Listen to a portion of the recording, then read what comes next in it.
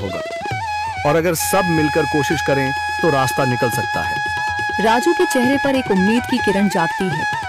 हाँ बाबा जी, अगर सब मिलकर काम करें तो हम पानी ढूंढ सकते हैं। हमने पहले कभी ये कोशिश ही नहीं की। लेकिन इतनी कठिन जमीन में नया कुआं खोदना आसान नहीं। मुश्किल जरूर है, नामुमकिन नहीं।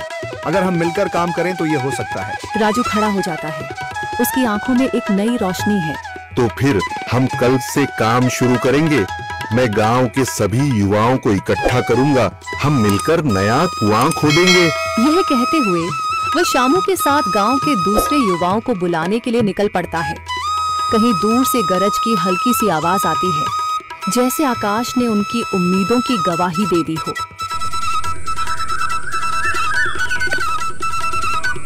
अगली सुबह राजू और शामू गांव के युवाओं को इकट्ठा करने निकल पड़े। चौधरी महेश की हवेली के सामने एक भीड़ जमा है।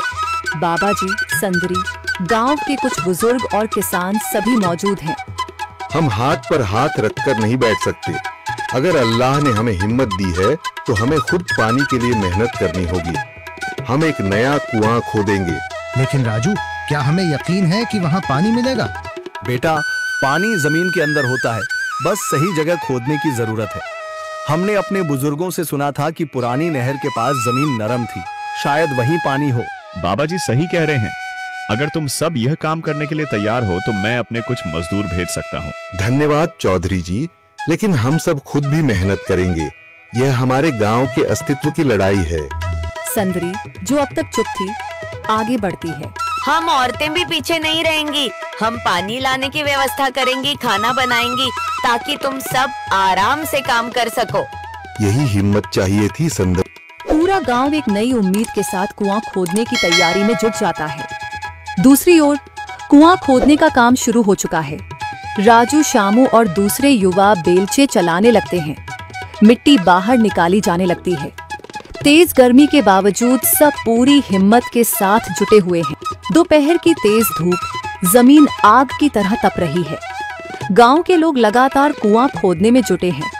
हाथ छिलने लगे हैं, माथे से पसीना बह रहा है, मगर किसी ने हार नहीं मानी।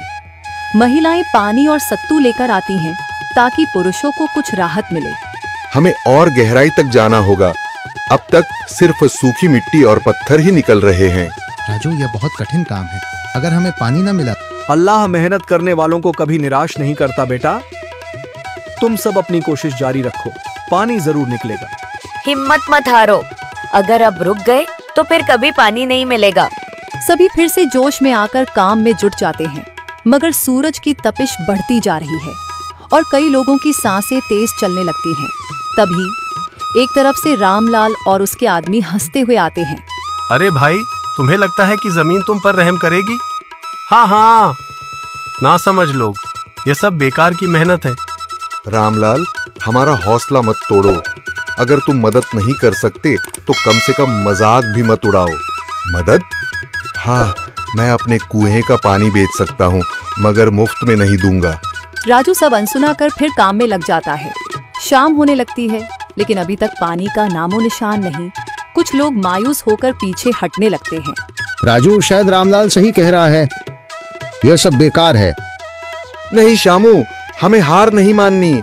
अगर आज हार गए तो फिर कभी हिम्मत नहीं कर पाएंगे।